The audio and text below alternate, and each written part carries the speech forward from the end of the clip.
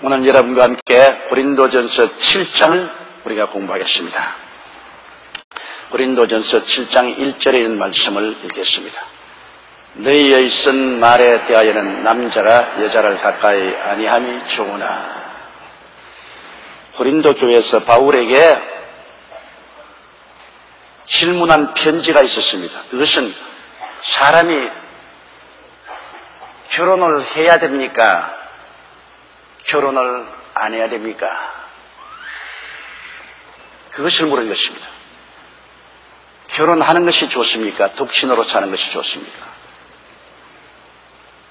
요사이 상당히 독신주의가 팽배해서 미국이나 브라포드부터 시작해서 오늘 한국에 이르기까지 독신 아파트가 유행을 하고 독신 생활하는 사람들이 많이 있는 것 같습니다. 남자들보다도 노처녀들이 기왕 시집이 안 가실 바에야 혼자 살자, 그런 말을 하고서 독신으로 산 사람들이 많이 있는 것 같습니다. 그런데 이 고린도 교회는 사회가 굉장히 음란한 사회였습니다. 가정적인 질서가 무너지고 사회가 음란으로 팽배하고 또 그곳에 이방신을 섬기는 예배 처소에 가면은 직업적인 여사제가 있어서 내용으로 말하면 창녀입니다. 그들이 섬기는 하나님 앞에서 성적인 방종을 통해서 예배를 드리는 이런 아주 비참한 그런 사회 현상이 있었습니다. 그렇기 때문에 고린도 교회에서는 결혼을 하는 것이 좋습니까? 결혼을 안 하는 것이 좋습니까? 그런 질문을 했습니다. 여러분, 이 질문은 벌써 하나님이 성경에 대답해 놓은 것입니다. 창세기에 하나님께서 아담을 깊이 잠들게 하시고 그 옆구리 뼈를 취하여 여자를 만드셨습니다. 그리고 남자가 그 부모를 떠나 여자와 연합하여 한 몸을 이룰지라, 그렇게 말했습니다.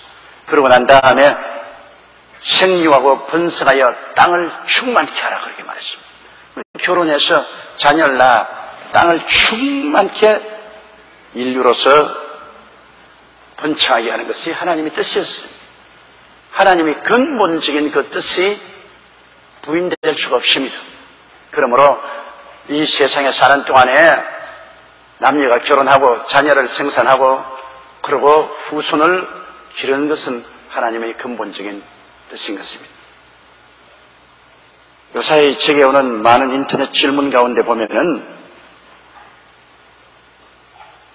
대가족 제도로서 부모를 섬기고 함께 사는 자녀들 중에 시어머니와 며느리 간의 갈등에 대한 질문이 많이 옵니다. 그런데요, 시어머니 대신 여러분 알아야 돼요. 그 며느리들이 시어머니에게는 말을 안 해도 내게는 말을 하는데요, 그냥 정도 말이 아닙니다. 마음에 쓰디쓴 원한을 갈고 시어머니 앞에는 웃으나 뒤에서는 이를 갑니다. 심지어는 우리 시어머니가 교통사고가 나서 죽어버리면 좋겠다. 왜 그러면서 시어머니 노릇하려고 그래요? 요사이 인터넷을 통해서 비밀 홈페이지니까 아무도 모르고 글 쓰는 그 사람만 알고 나만 알지요. 그리고 실제 나를 만나서는 말을 하기가 곤란해요. 얼굴을 맞대고는 말 못하잖아요. 얼굴을 안 보니까 글로 쓰는 것은 쉽게 쓰는데 원한에 쓰린 말을 합니다. 원한에 쓰린 말. 왜 그와 같은 상황이 되었습니까? 성경 말씀대로 안 살기 때문에 그래요. 성경은 남자가 그 부모를 떠나 여자와 연합하여 한 몸을 이루라 했습니다. 결혼하면 떠나야 돼요. 단호하게. 토구를 파고 살아도 떠나야 돼요. 성경에 떠나라 했는데 왜 아들 장가 보내가지고서 며느리하고 집에 데리고 있었어? 그 며느리가 속에 쓴 뿌리가 나고 원한에 사무치도록 시어머니 죽기를 학수고대하도록 만드느냐 그러네. 그런 비극이 어디 있습니까? 이건 한국적인 정황입니다. 미국이나 구라파에는 이런 일이 없어요. 기독교 문화가 들어가고 그 영향력을 받은 미국이나 구라파는 결혼한 자녀가 시부모를 모시고 있는 전통이 없어요. 그러므로 고부간 갈등이라는 것은 없습니다. 그러나 우리 한국은 왜 부모들이 자식 장가 보내놓고 난 다음 며느리 데리고 같이 살라고 합니까? 경제적인 어려움이 있더라도 아예 굶고 살더라도 미워 안 하고 사는 게 낫지, 그렇게 원한에 사무쳐서 미워하면서 살면은 그것이 사는 겁니까? 그러므로 떨어져 살면 서로 멀리 있기 때문에 안부도 묻고 왔다 갔다 정이 있습니다. 그러나 같이 있으면 좌우간 어떻게 된 연고인지 몰라도 시어머니 며느리는 막 철천지 뭐야. 아이고, 왜 그렇게 되는지 모르겠어. 나는 며느리 보니까 참 좋던데, 내 딸과 한 가지 아닙니까? 나머지 딸이라고 해서 내 딸이 아닙니까? 내 아들하고 같이 와서 살았는데, 딸하고 조금도 다름이 없어요. 그리고 아버님하고 따라다니는데 얼마나 귀엽습니까? 뭐 다 주고 싶더라고. 다 주고 싶어. 그런데 시어머니는 안 그래요. 시어머니는 안 그래요. 그렇기 때문에 시어머니 앞에서 시아버지가 며느리 칭찬했다가는 그냥 박살이 나는. 우리 한국 이 가정 문화는 이렇게 비참합니다. 그래서 제가 여태까지 45년간 목회하면서 수많은 비극적인 가정적 불화를 경험하면서 단호하게 느낀 것은 아들 결혼하거들랑 내보내라. 아무리 내 아들이 좋아도 내보내라. 특별히 과부의 외아들은 더 그렇다. 과부의 외아들은 이건 뭐 집안에서 사는 게 아닙니다. 사는 게 아니에요. 왜? 그 어머니가 아들을 남편 삼아 아들 삼아 살았기 때문에 또 다른 여자가 경쟁자가 들어오니까 이거는 뭐 죽기 아니면 살기로 경쟁을 붙는 겁니다. 그게 뭐 사는 게 아니에요. 생지옥이에요. 그러므로 오늘 내 설교를 듣는 시어머니 여러분, 제발 내 말 들으라고. 제발 내 말 들어. 눈에 보고서 안 싸울 수가 없으니까 내보내요. 아예 자기들이 가서 토구를 파고 살던, 서울역 대학실에 누워서 살던 내보내요. 그래서 뭘 조금 도와줄 수 있으면 도와주든지, 도와줄 형편이 못 되면 못 도와주든지, 자기 인생 자기가 살아야지. 언제까지 부모가 끌어안고 돌볼 수가 있어요. 그래야 오래 살아요. 마음에 미워하고 쓴 물이 솟아오르면 오래 못 살아요. 모든 병의 원인이 미움에 있습니다. 마음에 미움이 있으면 혈압도 높아지고 당뇨병도 생기고 심장도 나빠지고 먹은 거 소화도 안 되고 잠도 안 오고 빨리 죽는다고. 노인이 될수록 빨리 죽고 싶지 않아요.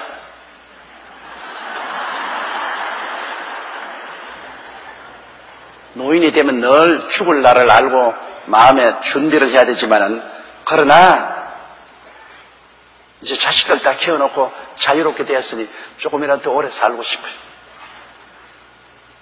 그 솔직한 고백입니다. 나도 그렇다고. 늘 앞날을 계산하지요. 노인이 되면 언제 죽을지 모르니까, 노인의 내일이라는 것은 예측할 수 없으니까 늘 확실히 예수 그리스도 안에 서서 언제 주님이 부르시라도 주님 앞에 설 수 있도록 마음의 준비를 거듭 하게 됩니다만, 그러함에도 불구하고 좀 더 오래 살았으면 좋겠다. 한물이 마음은 빨리 천당 가 아름다운 그 영광 속에 들어갔으면 좋겠다 싶은 마음도 있지만은, 또 다른 마음으로는 좀 더 늦게 가도 괜찮다, 그런 마음도 있는 것이 사실인 것입니다. 그래서 너희의 쓴 말에 대하여는 남자가 여자를 가까이 아니함이 좋으나, 이것은 바울 선생께서 그렇게 그 시대를 배경에 두고 한 말인 것입니다. 하나님은 남자가 여자와 결혼해서 가정을 이루고 자녀를 생산하여 땅을 충만하게 하라 했는데, 이게 바울 선생이 남자가 여자를 가까이 아니함이 좋으라는 것은, 그 당시에는 결혼하지 않고 남자들이 여자와 가까이 합니다. 결혼하지 않고 남자와 여자 가까이에서 아주 문란한 사회에 있으니까, 결혼하지 않고 남녀간에 서로 어울려서 문란한 삶을 사는 것, 이것을 하지 말라는 것입니다. 그냥 남자가 여자 원한다고 해서 아무나 그냥 길거리에서 취하고 아무나 만나가지고서 동거하고 하는 이러한 일은 안 하는 것이 좋다. 2절요. 음행의 연고로 남자마다 자기 아내를 두고 여자마다 자기 남편을 두라. 사회가 음풍이 가득하고 도덕적으로 문란하기 때문에 그렇게 결혼하지 않고 남녀간에 서로 눈만 맞으면 그냥 만나서 사는 그러한 사회 풍조를 따르지 않고, 또 그런 풍조에 휩쓸리지 않기 위해서 정상적으로 결혼을 하라는 것입니다. 정상적으로 결혼하라. 음행의 연고로 남자마다 자기 아내를 두고 여자마다 자기 남편을 두고서 정상적인 가정을 하자. 하나님이 원래 말씀한 것처럼 남자가 그 부모를 떠나 여자와 연합하여 한 몸을 이룰지야 하는 정상적인 가정을 가지라. 그렇지 않으면 음풍이 사회에 가득하고 도덕적으로 굉장히 문란하고 부패한 사회가 되기 때문인 것입니다. 그 다음 3절요. 남편은 그 아내에게 대한 의무를 다하고 아내도 그 남편에게 그렇게 할지라. 결혼을 했으면 부부간에는 의무가 있습니다. 그것은 제일 첫째로 육체적인 의무가 있습니다. 잠자리를 같이 해야 될 의무가 있어요. 그리고 그 다음에는 경제적인 의무가 있습니다. 가정의 생활을 영위해 나갈 수 있도록 돈을 벌어주는 경제적인 의무가 있고, 그 다음 또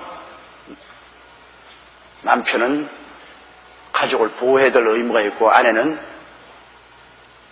가사를 돌봐야 될 의무가 있고, 자식을 낳아서 기를 의무가 있고, 이런 다 의무가 있습니다. 그냥 결혼을 하고 서로 합치면은 너는 너대로 살고 나는 너대로 산다는 그러한 상황으로서 결혼해서는 안 되지요.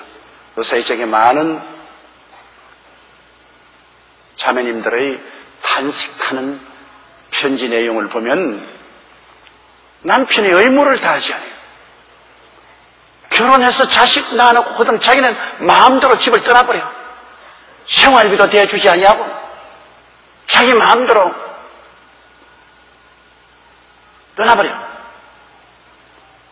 그래서 1년 좀 있다가 마음이 생기면 한번 집에 들어와 보고,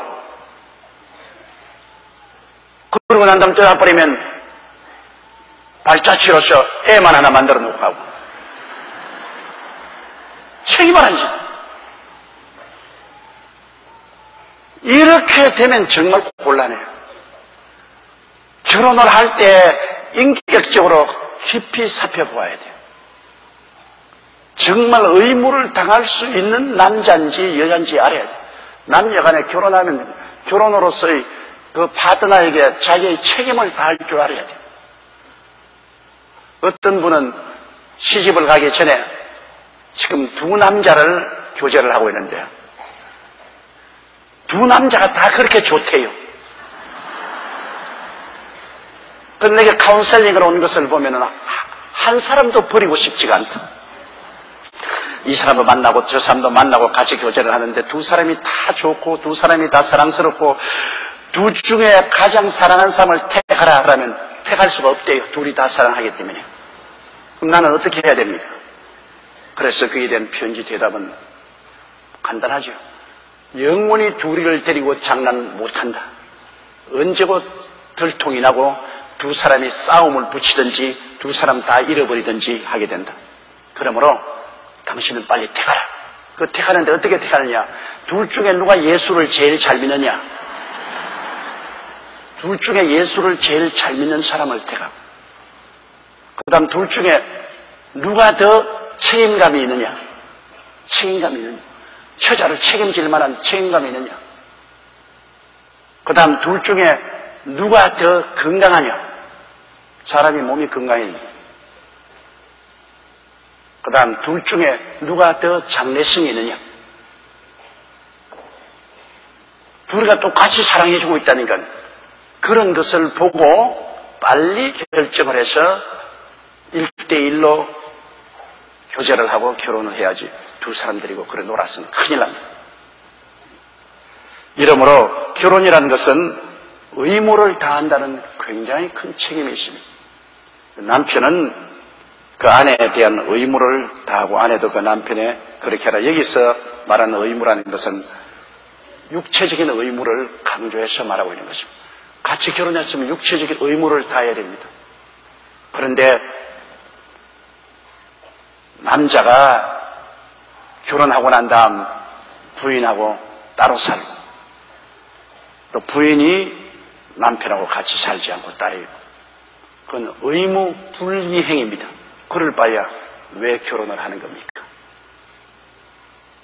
이렇기 때문에 이 성경 말씀은 결혼 안 했으면 몰라도 결혼하면 부부간의 의무를 꼭 다하라고 그렇게 말하고 있습니다.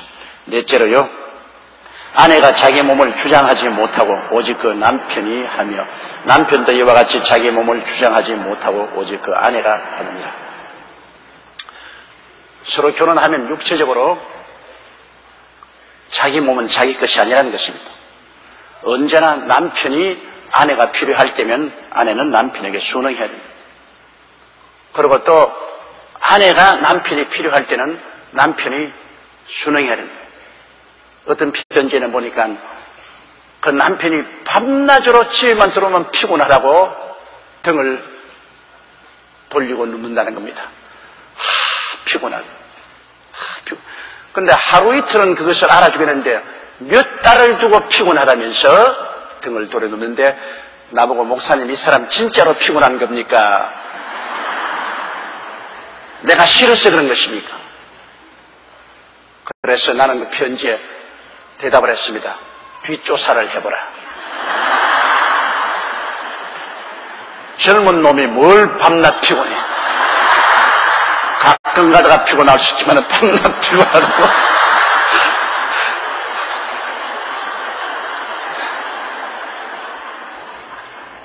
틀림없이 고장이 났으니까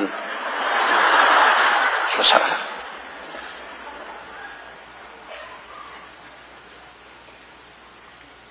남자가 결혼했으면 그 자기 아내에 대한義務를 다해야 되고 자기가 자기 몸을 주장받지 못해요.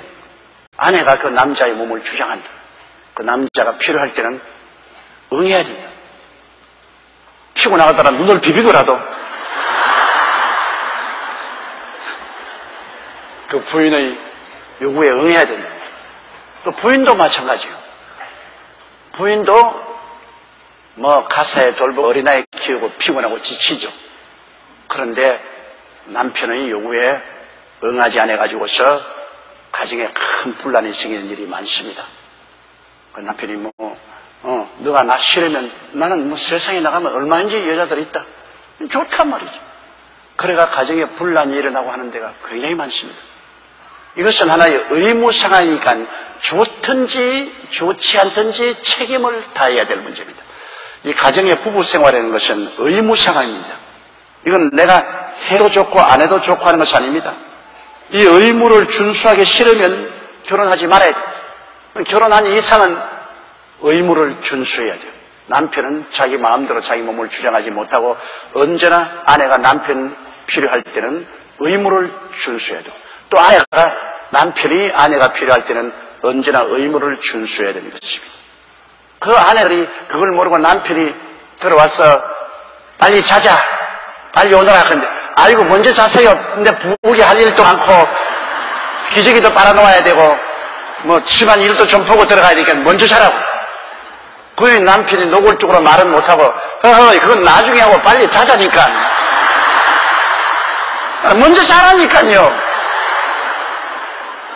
그런 무식한 여자들이 있어요. 센스가 없어. 남편이 그냥 자자 하면 만사를 제껴놓고 자는 거죠. 센스가 있어야 돼. 센스가 사람이.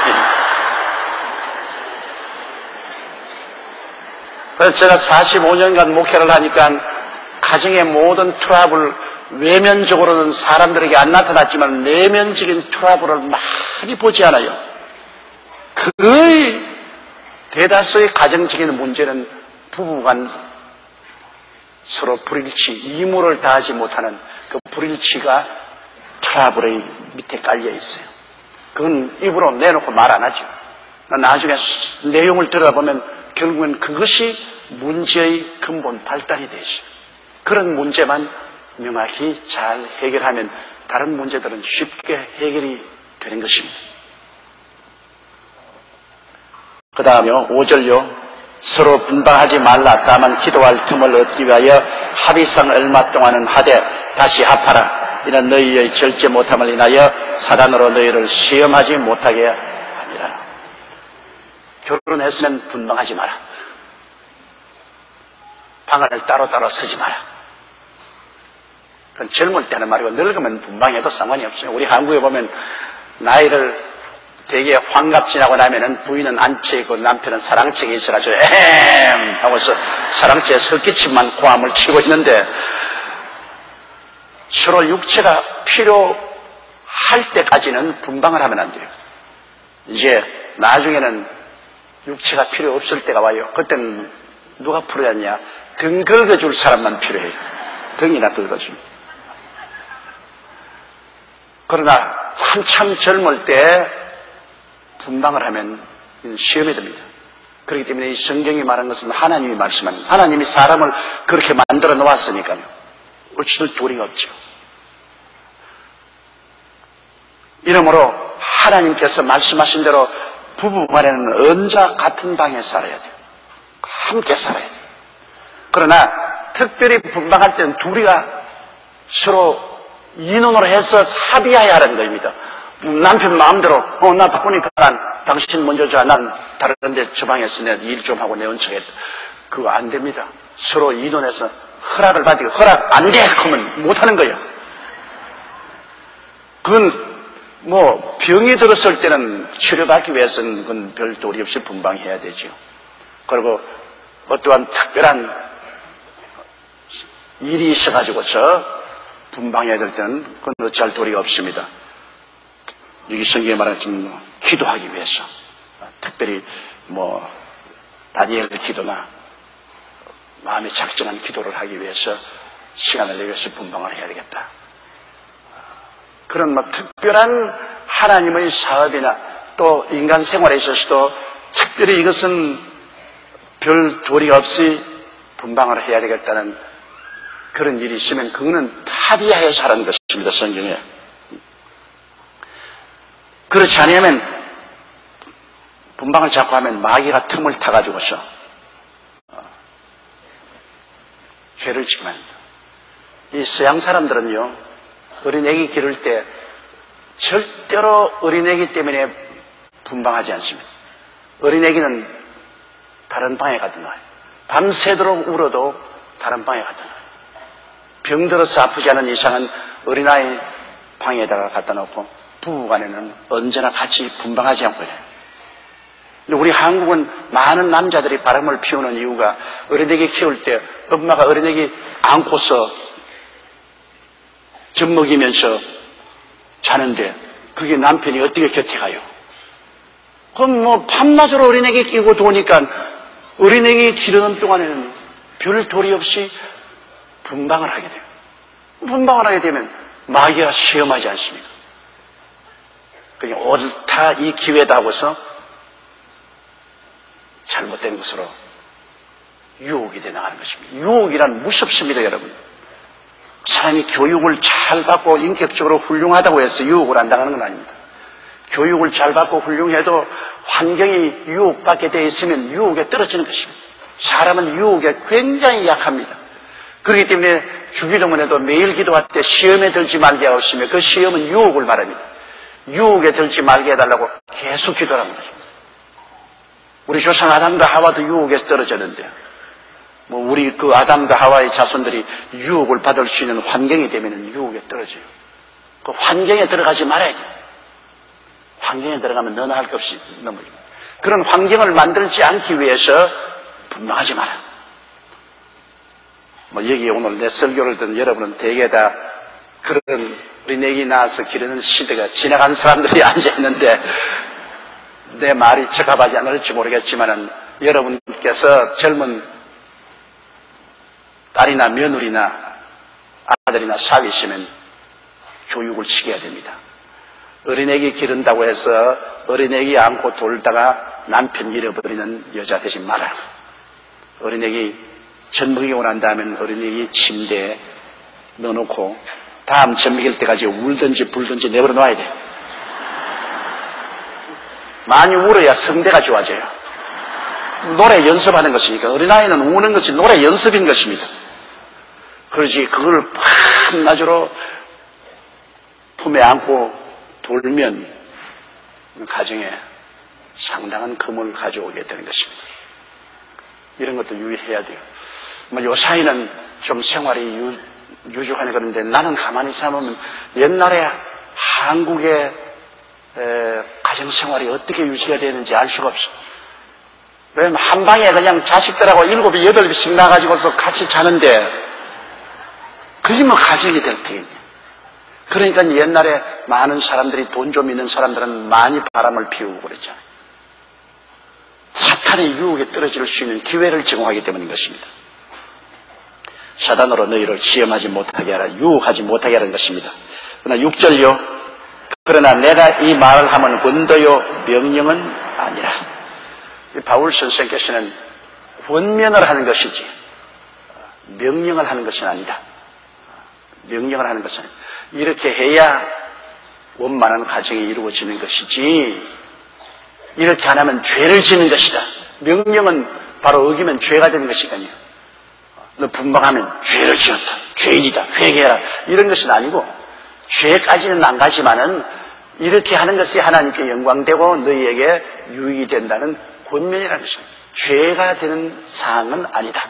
권면의 사항이라는 것입니다. 이 권면의 사항은 굉장히 중요한 것이죠. 7절요.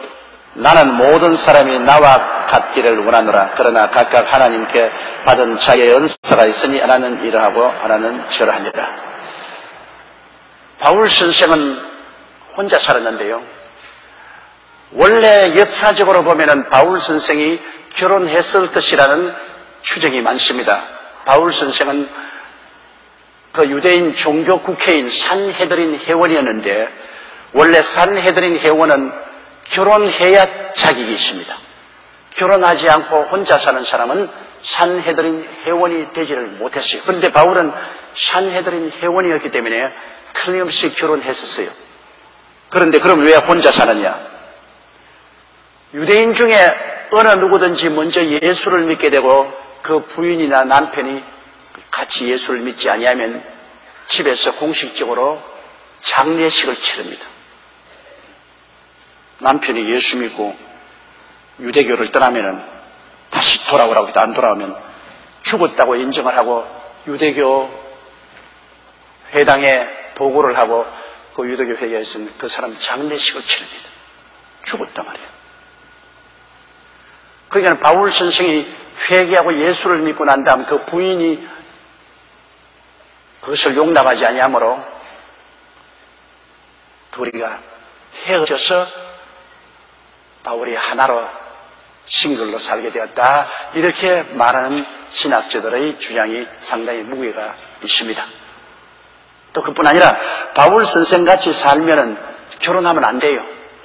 밤낮으로 여행하고 밤낮으로 감옥에 들어가 있고 밤낮으로 얻어맞고 돌아다니고 어떻게 결혼해요? 가정을 가지고 살 수 없어요.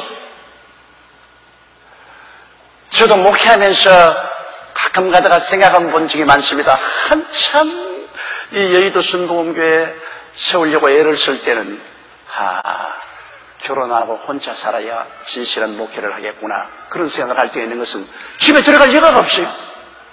계속 교회에서 있어가 기도하고, 그래 새벽 기도 준비해야지요, 그 다음에는 낮에 신앙해야지요, 밤에는 공부해야지요. 집에 들어갈 여가가 없어요. 그러니까 남편의 의무도 다하지 못하고 자식들을 기를 수 있는 시간도 없어요. 그래서 충격을 받았을 때는 이거 진실한 목회를 하려면 신부처럼 혼자 살아야 되겠구나, 그런 느낌을 가진 적이 있어요. 왜냐하면 부인이 원망하지 않습니까? 아니, 결혼을 해놓고 가정을 가지고 있으면서 밤낮 교회에서 자고 깨고 집에는 안 돌아오고, 이게 무슨 가정이냐? 그리고 애들은, 다른 아버지들은 애들하고 낚시도 가고 야구도 하고 등산도 가는데 우리 아버지는 주일날이면 더 바쁘고, 이게 뭐 이러냐? 나는 제일 충격을 받은 것은 우리 막내가 하루는 내게 와서, 아버지 정말 내 아버지입니까? 그러더라고요. 내가 너를 낳았어요. 내가 너 아버지, 내 친구 이름 몇 사람 압니까? 한 사람도 모르거든. 우리 친구 집에 가면요, 우리 친구 아버지는 내 이름도 알고 우리 친구들 이름 다 알아요. 가면 종달이 오느냐, 영규야, 너 요새 잘 지내냐, 민수야, 여기 들어오너라 말을 하는데요. 아버지는 우리 친구가 와도 한 사람도 이름 모르지 않아요. 그럼 아버지가 우리를 사랑하지 않고 관심이 없다는 것 아니에요. 굉장히 충격을 받았습니다. 굉장히 충격을 받았어요. 자식을 기르면 누구나 초등학교 애들은 그들의 친구 이름을 알아야 돼요. 아버지도 친구 이름, 엄마도 그 친구 이름을 알아야 돼요. 그게 관심을 가지고 사랑한다는 그 의미인데, 나는 교인의 이름은 알아도 친구 이름은 모른단 말이에요. 우리 나의 친구 이름은. 그리고 그 다음 또 내가 충격을 받은 것입니다. 애들이 다 커서 이제 집을 떠날 때 그들이 하는 말이 뭐냐면, 우리는 조용기 목사님은 알아도 아버지는 누군지 모릅니다. 밤낮 교회 가서 조용기 목사님 설교는 들어서 잘 아는데 아버지는 누군지 모릅니다. 나는 올해 내 나이가 67입니다. 이래 오래 살면서 어린아이들이 자랄 때 데리고 한 번도 휴가를 간 적이 없어요. 왜? 휴가가 나는 없으니까. 큰 교회를 세우려고 하는데 휴가하고 돌아다니면 어떻게 큰 교회를 세웁니까? 저희 목표가 큰 교회를 세우겠다는 목표가 있기 때문에 휴가를 시간 내어서 애들 데리고 갈 수가 없어요. 여름이 되면 다른 사람은 다 휴가 가는데 왜 우리는 안 가는 거면, 나는 수요일 날 비지 않으려고, 수요일을 비면 또 마귀의 시험이 다가오고 싶어가지고서 월요일을 떠나서 화요일 날 돌아오거든. 휴가가 안 되죠. 그렇기 때문에 애들을 데리고 한 주일씩 휴가 가본 적이 없습니다. 또 지금까지 45년 목회하면서 목사들은 7년이 되면 반드시 1년 안식년을 가집니다. 다른 교회는 다 그래요. 7년이면 1년 동안 교회에서 참 생활비 대주고 가족들 데리고 미국이나 보라파나 성지나 순리하면서 1년 동안 안식년을 지내요. 그런데 저는 한 달도 지내본 적이 없어요. 45년간 목회하면서 한 달도 떠나본 적이 없어요. 그거는 교회에서 안 해줘서 그런 게 아니라 내 팔자가 그렇게 되어서 그래요. 나는 떠나서 살 수가 없어요. 불안해가지고서. 성도들이 내가 없을 동안에 마귀가 와서 시험에 들게 하고 병들게 하고 고통을 하면 어떻게 합니까? 내가 약물의 목자인 이상은 내 양을 보호해야 되고 양을 인도해야 되고 양을 잘 먹여야 되겠는데, 내가 안식년이라고 해서 1년씩 7년 만에 놀면 그동안에 사탄이 들어와서 교회를 해치면 어떻게 합니까? 그런 마음에 이 조바심 때문에 제가 안식년 못 가졌어요. 그건 자랑스러운 일은 아닙니다. 내가 사람이 못돼 먹어서 그런 겁니다. 그냥 하나님께 맡기고 느긋한 마음을 가지고 에라 죽는 양이 있으면 죽으라 가지껏 물려가면 물려가고 교회가 되면 되고 안 되면 안 되고 편안하게 살자. 그렇게 하면 참 나도 편하고 성도 여러분도 편할 건데 난 그런 마음을 갖지를 못해요. 지금도 그래요. 지금도 나이가 이제 많으니까 좀 슬로우 다운을 하면 좋겠는데 늘 말은 그러죠. 이제는 좀 천천히 살아야 되겠다. 좀 천천히 살아야 되겠다. 이것도 인터넷을 해가지고서 지금 죽을 지경이야. 죽을 지경. 하루에 편지가 2,000통씩 들어옵니다. 2,000통. 근데 매일마다 100통씩 늘어나니까 이제 얼마 있으면 3,000통, 4,000통, 5,000통 될 테니 내가 이 감당을 어떻게 하노? 그래서 일을 자꾸 만들어가니까 고생을 하는 겁니다. 이제 어느 시점에 대해서 하루에 편지가 10,000통 들어오면 내가 선언을 할 날이 올 것입니다. 이제는 내게 인터넷 편지 쓰지 마세요. 편지 그거 써서 오시는 것 읽고 그 다음에는 그 내용에 대해서 대답을 하려고 하니까 참 힘든 게 편지를 간단히 써주면 좋겠는데 몇 장을 써오는 사람이 있습니다. 인터넷. 그러면 하나 읽는데 3분, 5분씩 걸리는데요. 시간도 많이 걸리고 눈도 아파가지고서 할 수가 없으니 앞으로는 간단히 좀 해주세요. 여러분 보고 하는 거 아닙니까? 내 지금 이거 설교하고 있는 거 전 세계에서 인터넷으로 다 보고 있어요. 근데 복잡한 말로 하지 말고 아주 목적을 분명하고 간단 명료하게 편지를 해줘야 제가 빨리빨리 읽고 빨리빨리 대답을 할 수 있어요. 그러나 복잡하게 그냥 처녀 때 자랄 때부터 시작해가지고 이야기를 다 합니다.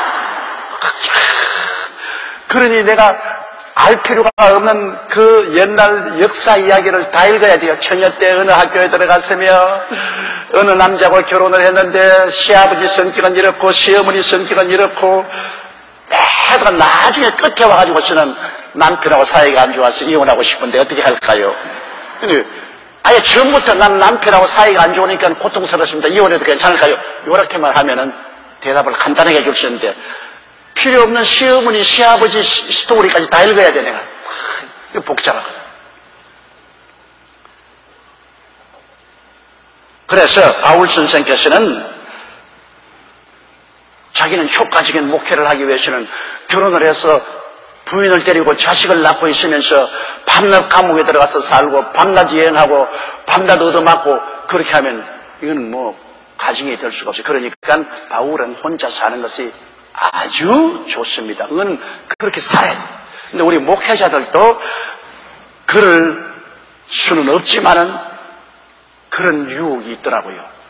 혼자 살았으면 좋겠다. 그건 왜냐하면 심히 사모가 그냥 막 불평을 하고 원망을 하고 애들이 우리 아버지는 이러냐고 원망할 때는 이거 다 목에 걸림돌이구나. 정말 목회 잘하려면은 결혼하지 말고 혼자서 열심히 목회하면 좋았겠다. 그런 생각이 나도 실제는 상당히 위험합니다. 왜냐하면 목회자가 혼자 살면 또 유혹이 많습니다. 굉장히 유혹이 많아서 잘못하면 큰 실수를 할 수 있는 그런 것이 있기 때문에 결국에는 결혼을 하고 가정을 가지고 살아야 됩니다. 바울 선생께서는 모든 사람이 다 자기처럼 훨훨 묶임이 없이 사는 것이 좋지만은 그러나 사람마다 받은 은사가 다르다.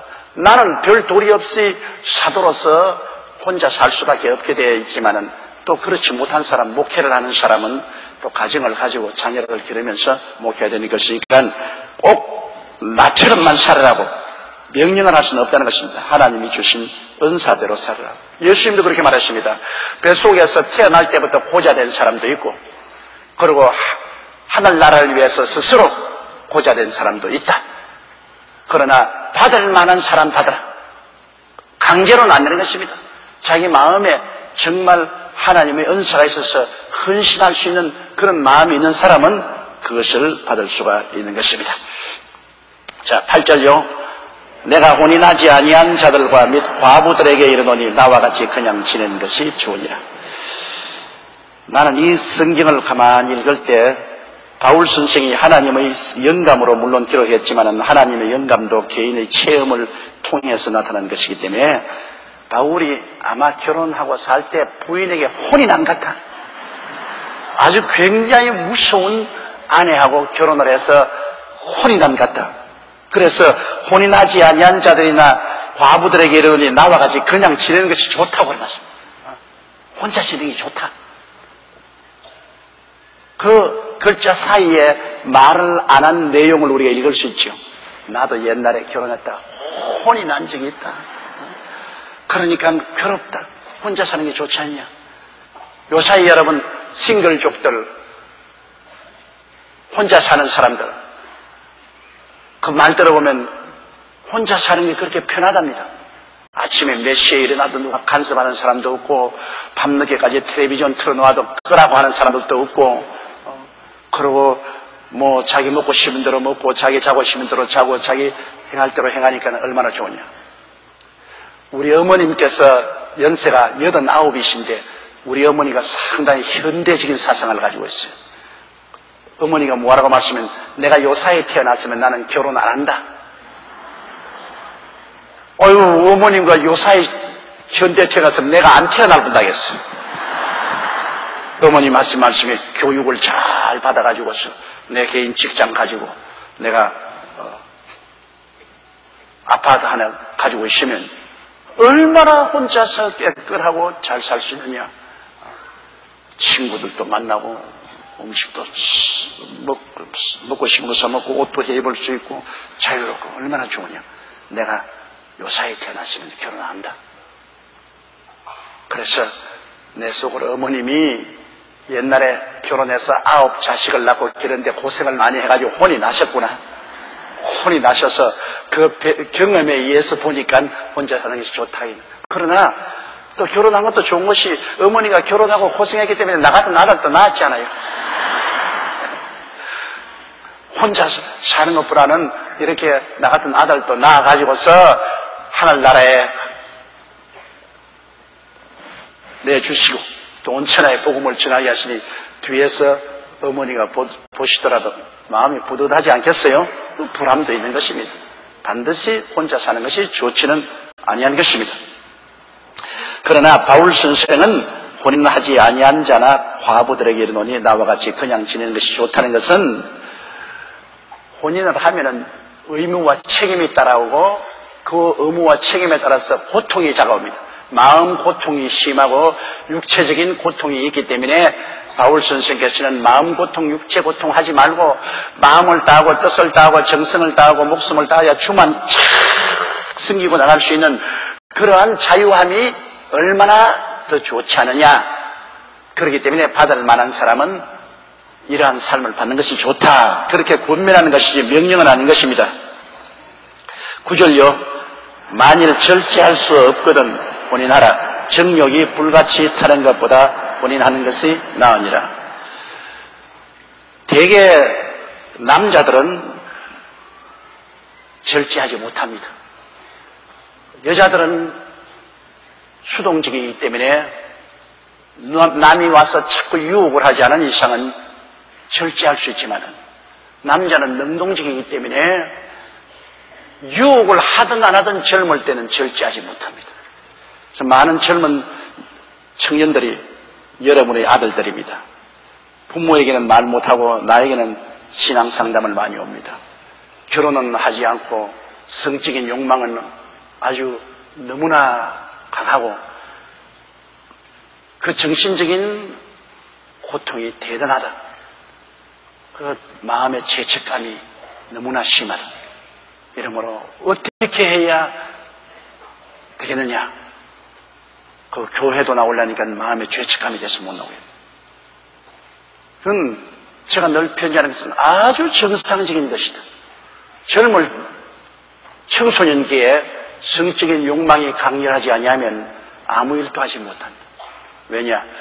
이 성적인 욕망을 다른 데로 돌려야 돼요. 운동하는 데 돌리든지 공부하는 데 돌리든지 외부로 돌려서 이것을 다른 데 불로 태워버려야 돼요. 그래서 내가 언제 하는 말은 강렬한 성적 욕망이 있는 사람이 큰 성공을 한다. 성적인 욕망이 강렬하지 않은 남자는 몰랄래.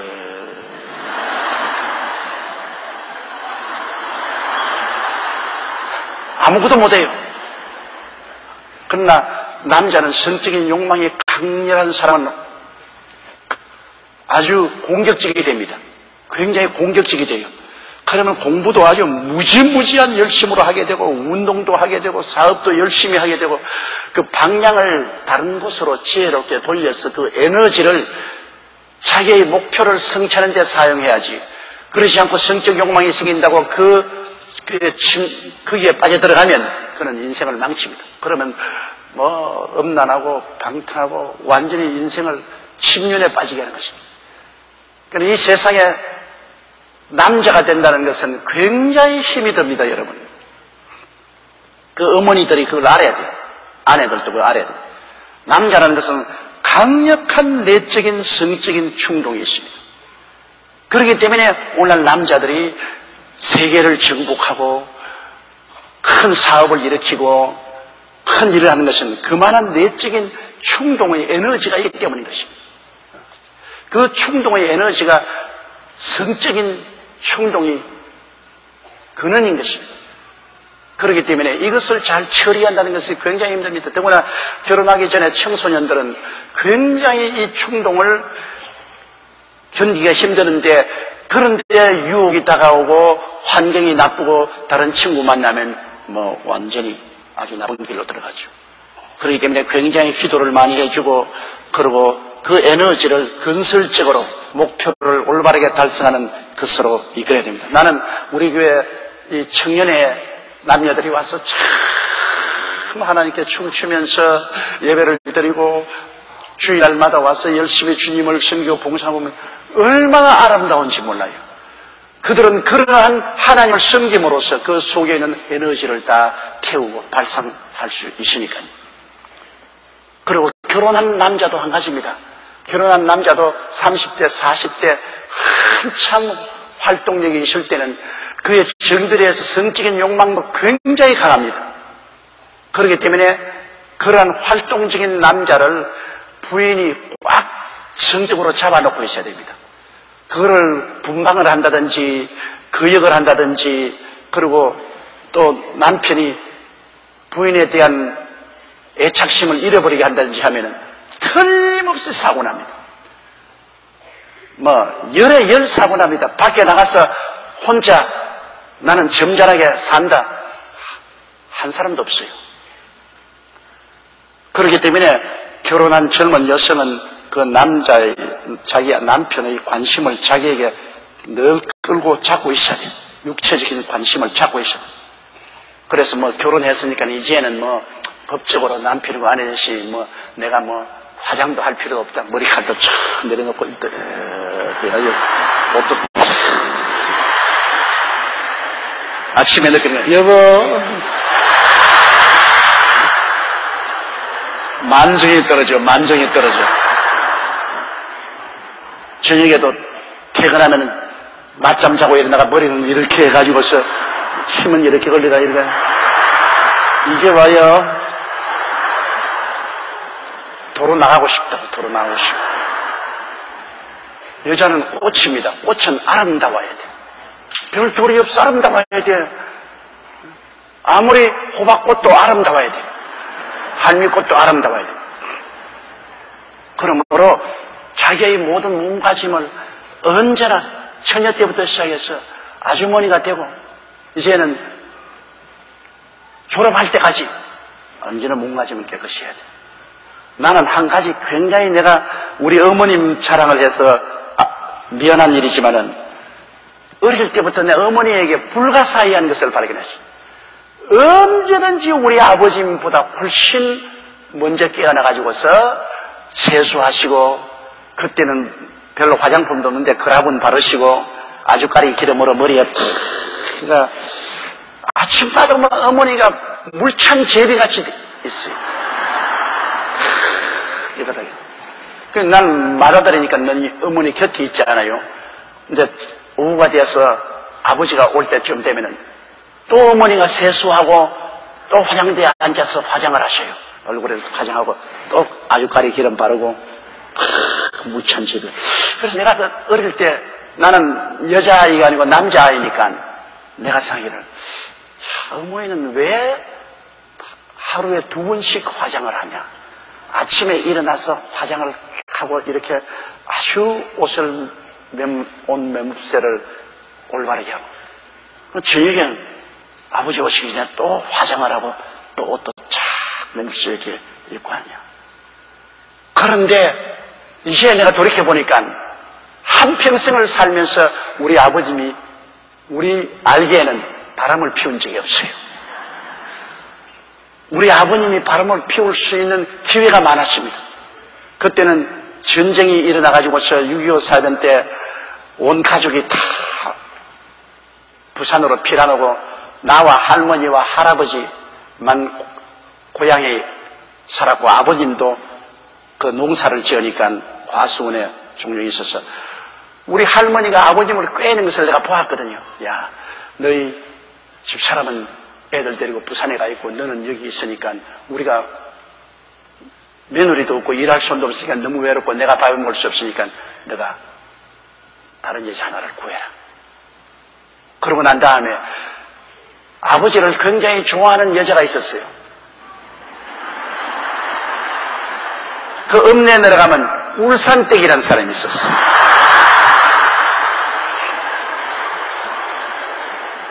왜 이분이 아버지를 좋아하는지는 제일 처음에는 몰랐는데 나중에 내가 알았는데 왜 알았냐면 나를 그렇게 좋아하더라고요. 나를 만나면 그 조그마한 이 옷가게를 하고 있을 때 뛰어나와서 나를 끌어안고 머리 싸주고 맛있는 거 사주고 철철히 내 옷을 해주더라고요. 그때는 이 3대 옷을 이렇게 만들어가지고서 재단해가지고서 양복처럼 만들어서 옷을 해주더라고요. 그래서 난 참 친절한 아주머니다. 왜 나를 저렇게 좋아해주고 그러고 난 다음에 꼭 나를 만나면 우리 아버지 안부를 물어요. 아버님 잘 계시냐 건강하시냐. 그런데 하루 보니까 우리 할머님이 우리 아버님을 꿰더라고요. 그 울산댁이 있지 않느냐. 그 사람도 좋고 옷도 잘 만들고 그 인물도 괜찮고 하니까 울산댁하고 결혼해라. 뭐 할머님이 뭐 강력하게 아버지를 유혹하는데도 아버지가 어머니 절대 그런 소리 하지 마세요. 우리 집 사람이 뭐가 나빠요? 내가 요 차 타면 부산 내려갔는데 왜 내가 또 2 가정을 이루어요? 나 안 해요. 그냥 아유 저놈의 자식이 말이야 세상에 애미 마음을 몰라주고 저런다고. 그래도 우리 아버님이 대반에 거부하더라. 그래서 아버님이 이제 90살인데 내가 우리 아버지 어머님 말씀을 해서 죄송스럽지만은 아버님이 한평생을 사시면서 우리에게 굉장히 모범이 되시. 절대로 바람 피우지 않고 그 다음에는 술 안 드시고 담배 안 피시고 그러니까 책만 늘 읽고서 살았어요. 그런데 어떻게 아버지가 그렇게 했느냐 보니까 이제 알겠어. 어머니가 맵시를 항상 내어가지고서 그 매력을 언제나 가지고 있었대. 언제나 우리 아버지를 손아귀에 딱 잡고 있는 매력을 가지고 있었대. 우리 어머니가 만약 그렇지 않고 고구마 할머니가 돼가지고서 이렇게 있었으면 그만 우리 아버지도 유혹을 받았을 거예요. 우리 어머니는 평생에 고구마 할머니였는데 요 사이도 89살 먹는 우리 어머니를 내가 가만히 만나보면 굉장히 이쁘다고요. 89살이 되시면서도 지금도 어머니가 옛날같이 안전히 화장하신다. 그래도 바르고 화장하시고 옷도 맵시게 입으시고 그 보면 내가 아주 장하게 생각해요. 여성은 그렇게 해야 돼요. 여성은 언제나 남편을 손하게 잡고 있어야 돼요. 결혼해서 법적으로 내 사람이 되었으니까 이제 내버려 둬도 된다. 남자는 집만 떠나가면 총각이라고 오해를 하고 있습니다. 그걸 알아야 돼요. 자기 처자가 있음에도 불구하고 집만 떠나면 나는 총각이다. 그런 오해를 가지고 산다. 그러니까 꽉 잡고 있어요. 그러므로 일단 결혼했으면 끝까지 그 매력을 언제나 손에 잡고 있도록 자기의 몸가짐, 마음가짐을 가져야 돼. 그리고 언제나 남편을 만날 때 기분 좋게 명랑하게 해야 돼. 내가 전에도 말했잖아요. 근데 그 설교를 하고 난 다음 그 다음 좋은 편지가 많이 왔어요. 왜냐하면 자기는 남편 올 때 언제나 시큰둥하고 돈도 잘 못 벌고 말이야. 신통질하는데 뭘 내가 반가워해 주겠네 해서 늘 때 시큰둥했는데 목사님이 반갑게 웃어라, 명랑하게 웃어라, 그 설교를 듣고 그 다음부터 남편만 따라오면 아유 어시죠. 상당히 가정이 분위기가 좋아지고 남편이 자기를 대하는 태도가 달라져. 그런 편지가 와요. 내 설교를 한 것이 효과가 있을 것 같아. 명랑해야 돼. 명랑.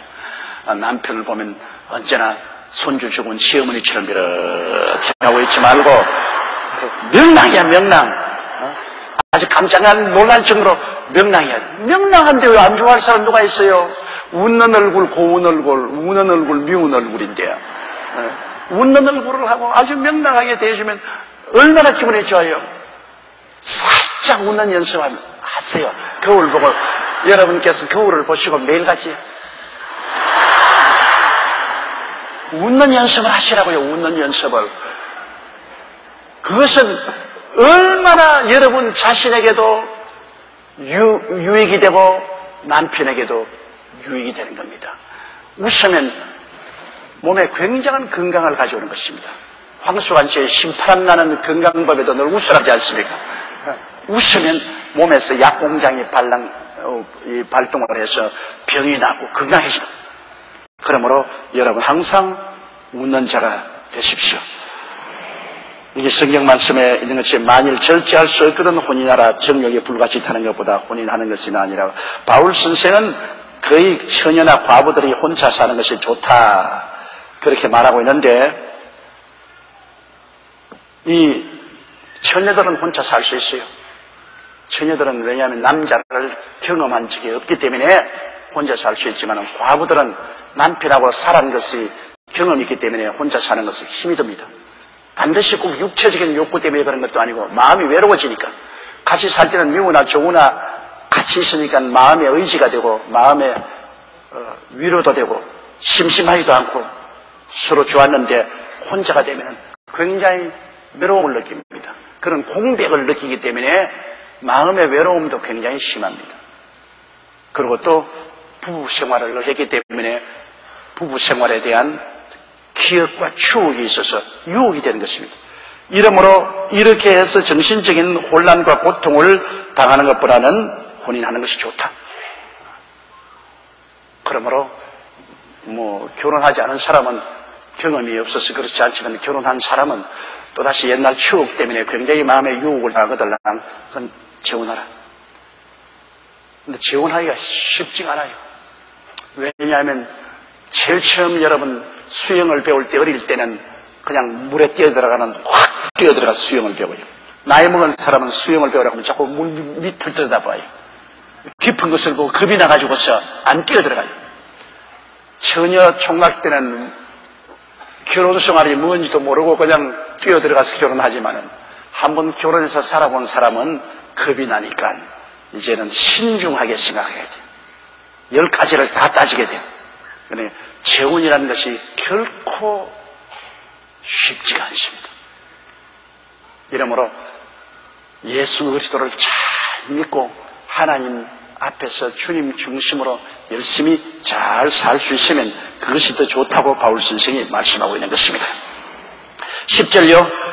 혼인한 자들에게 내가 명하노니 명하는 자는 내가 아니요 주시라. 일하는 남편에게서 갈리지 말고, 만일 갈릴지라도 그냥 지내든지 다시 그 남편과 화합하던 자라. 남편도 아내를 버리지 마라. 자, 혼인하기 전에 처녀나 과부들에게 대해서는 상당히 하나님이 관용을 가지고 있지만은, 혼인한 자들에게는 내가 명하노니, 내 명령이 아니라 이건 하나님 명령이라는, 바울이 단호하게 말합니다. 여자는 남편에게서 갈리지 말고, 자고간 어떤 일이 있어도 주 안에서 결혼한 사람은 이혼하지 말라는 것입니다. 만일 갈릴지라도 그냥 지내든지 그 남편과 화합하든지 하라. 이것은 주 안에서 결혼한 것을 말하는 것입니다. 예수 그리스도 믿고 하나님의 자녀로서 서로 결혼한 사람은 서로 마음이 맞지 않아서 헤어지고 싶은 생각이 있더라도 허락하지 않습니다. 그리고 갈리지 말고 혹시 불가피해서 갈리거들랑 서로 떠나 있다가도 다시 합쳐. 갈렸다고 해서 뭐 남편은 또 다른데 장가들고 또 여자는 다른데 시집가고 그렇게 하지 말라는 것입니다. 그리고 또 남편도 아내를 버리지 말라. 명령입니다. 이게 예수 그리스도 이름으로 하나님 앞에서 결혼한 사람은 하나님 앞에서 어마어마한 결혼 계약에 묶이는 것입니다. 물론 남편이 죽으면 아내는 그 법에서 해방됩니다. 또 아내가 죽으면 또 남편도 그 결혼 계약에서 해방되지만은 상대방이 살아있는 이상 이 세상에 사는 동안에는 아무리 법적으로 이혼을 해도 하나님께서는 그것을 인정하지 않습니다. 하나님은 인정하지 않습니다. 법적으로 인간 사회에서는 뭐 이혼 재판소에 와서 이혼해서 서로 법적으로 헤어져도 하나님은 일단 결혼했으면 하나님 앞에서는 결혼한 사람입니다. 그렇기 때문에 일단 헤어졌으면 다시는 재혼 못하고 상대방이 살아있을 동안에는 따로따로 그냥 살아요. 만일 헤어져가지고 남편이 다른 여자하고 결혼하면 그건 간음한 것이고 여자가 다른 남편하고 살아도 간음한 것이고 남자가 여자를 버리고 다른 데 장가들어도 간음하고 버림받은 여자가 다른 데 시집가도 간음한 것이고 이 결혼에 대한 하나님의 법칙은 대단히 엄합니다. 일단 그리스도 이름으로 결혼했으면 이혼하지 말고 어떠한 고통이 있더라도 같이 살고 그리고 살지 못해서 헤어지거든 헤어지기까지는 좋습니다. 재혼은 못한다. 상대방이 살아있는 이상은 결코 재혼은 하지 못한다. 그대로 있다가 바로 합쳐. 이것이 하나님께서 주신 명령인 것입니다. 그 다음 12절요. 그 남은 사람들에게 내가 말하노니 이는 주의 명령이 아니라 만일 어떤 형제에게 믿지 아니하는 아내가 있어 남편과 함께 살기를 좋아하거든 저를 버리지 말며.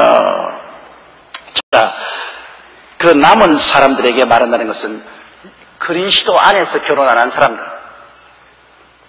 다시 말하면 예수 믿기 전에 예수를 믿지 않고 서로 오다 가다 만나서 결혼을 했는데 예수를 믿고 난 다음에 남편이 아내 보고 너 예수 믿기 때문에 나는 너하고 못 살겠다.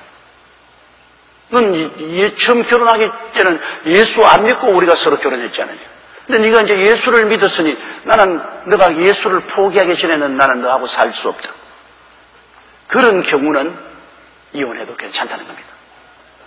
왜냐하면 예수 믿기 전에 서로 결혼했다가 한 사람이 예수 믿었기 때문에 못 살겠다. 그래서 남편이 아내고 너 예수 믿기 때문에 나 못 살겠다. 오케이. 뭐 정이혼했다면 이혼해. 또 아내가 남편 보고 당신 말이야 예수 믿기 전에 나는 안 믿는 사람으로서 남편으로 결혼했는데 당신 예수 믿었기 때문에 난 당신하고 못 살겠다. 난 헤어지겠다. 헤어져도 괜찮다는 것입니다.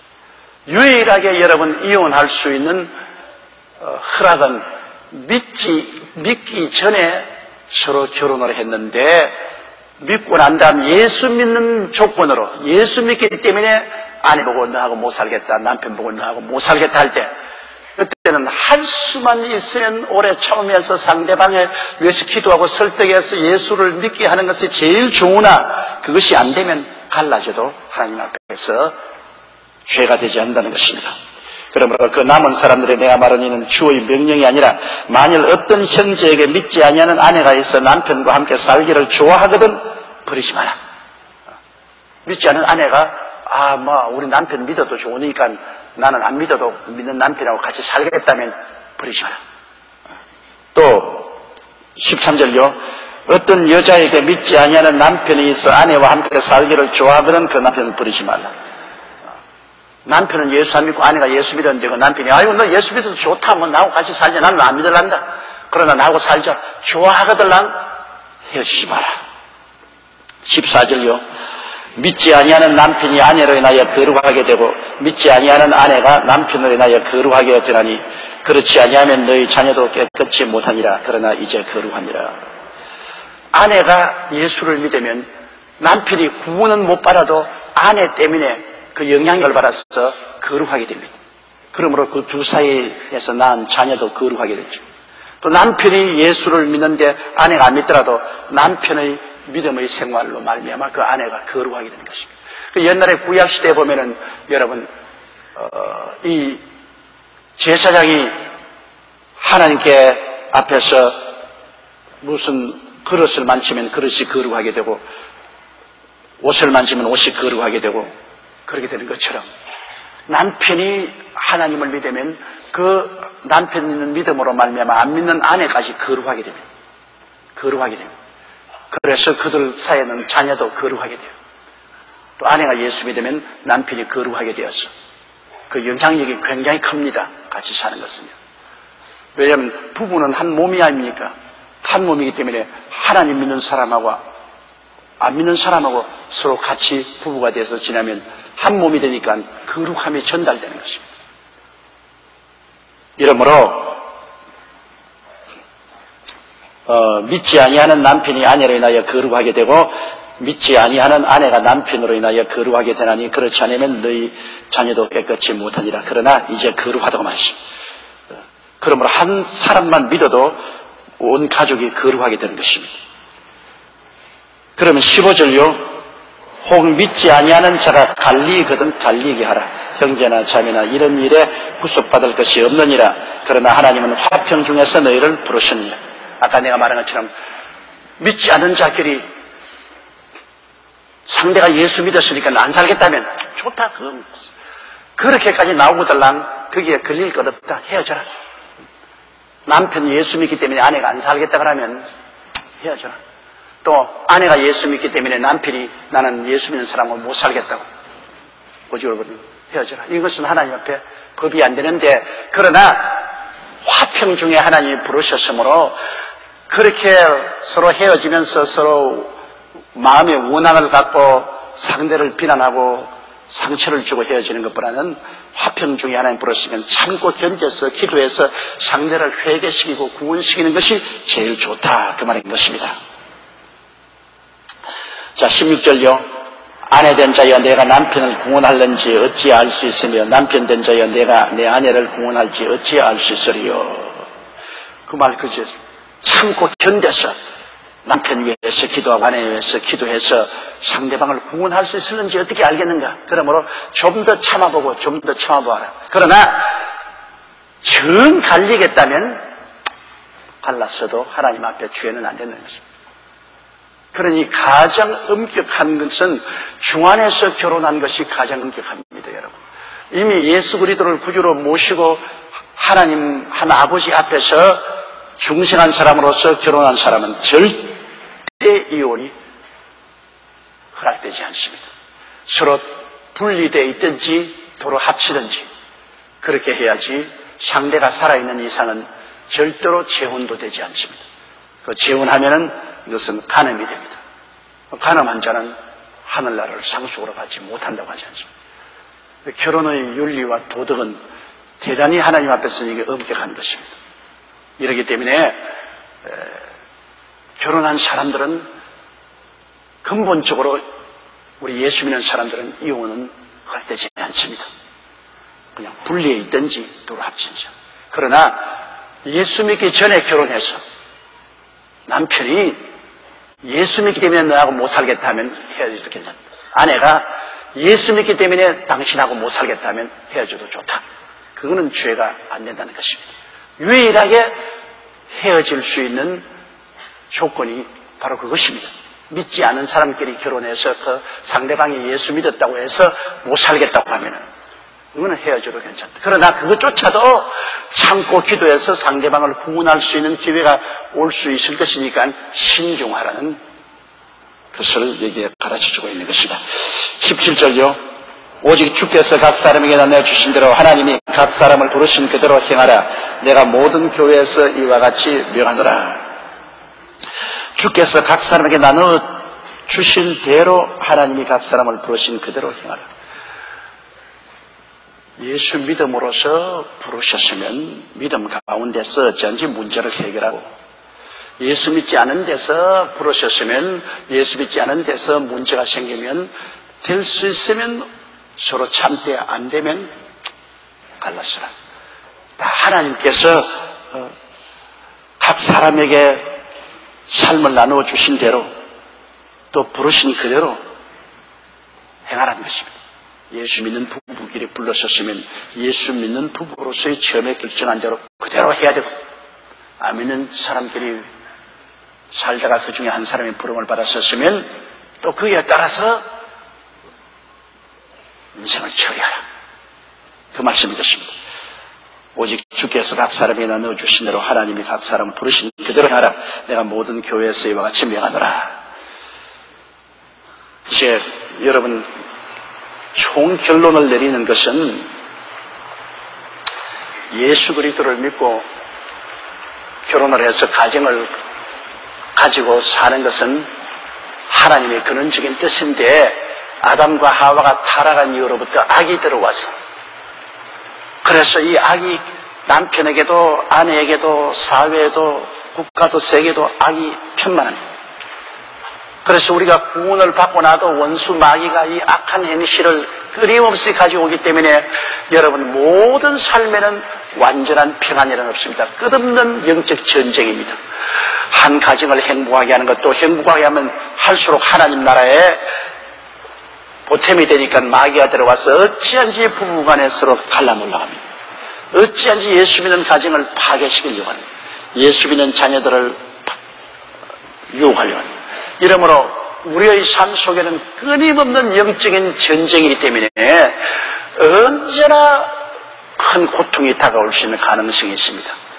이러므로 여러분, 가정을 가진 사람은 열심히 주 안에서 기도하고, 그리고 마귀를 대적하고 주님 안에서 굳세게 믿음, 소망, 사랑으로 서로 애를 써야 되고, 남편은 아내를 보호해야 되고 아내는 남편을 또 지켜야 되고, 두 사람이 연합해서 기도해서 유혹에 들어가지 않도록 언제나 만반의 태도를 해야 되는 것입니다.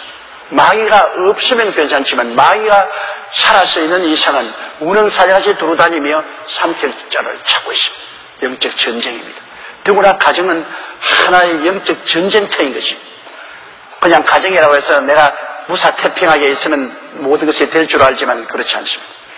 언제나 전쟁입니다. 부부간에 싸움을 붙이고 불일치를 가져오고 파괴하시려고 하는 이런 전쟁 상태이기 때문에 여러분, 그것을 아시고 마음에 긴장을 놓으시면 안 됩니다. 언제나 많이 기도하고 예수 그리스도 안에 굳세게 서서 믿음, 소망, 사랑으로 여러분 개인과 가정을 지키는 여러분이 되도록 노력해야 될 것입니다.